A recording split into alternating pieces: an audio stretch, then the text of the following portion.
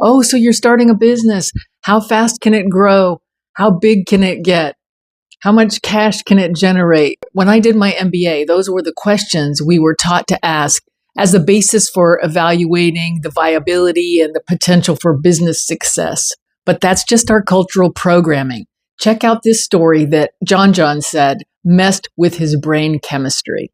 There's this concept that's summarized in 3 words that totally changed the way I looked at the built world around me. Small is worthy. I was in a Dallas suburb walking through a typical shopping center that a developer had bought. He had a vision to turn it into a town square and was already seeing success. They were about to break ground on affordable housing on what used to just be a parking lot. But on that particular day, he was showing me a much larger storefront that he was going to break up into much smaller restaurant spaces. I thought I was understanding the vision, so I interrupted him and said, "Oh, like a small business incubator." He looked at me and said, "Not just an incubator, small is worthy." Then he explained, imagine if a single mother was getting by selling plates of food on Facebook groups, but then decides to open up a takeout window that is closed by 3 o'clock so she can pick up her kids from school. And for the next 20 years, she feeds the community and provides for her kids without ever franchising or outgrowing that space. That's still good. The value of a thing is not just found in its potential to become something bigger, it's worthy as it is. And that's the reason the story messed with my brain chemistry. I had told the story of the guy who founded Marriott, how his first business was like a 9-seat cafe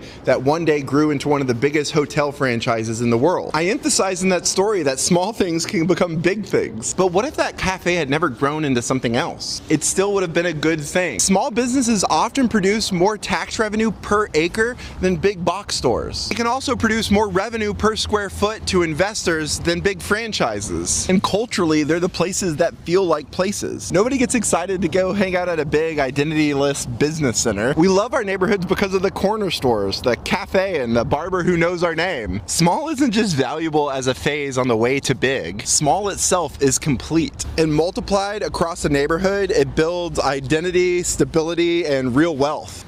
If you're starting a business, you're allowed to ask a different question.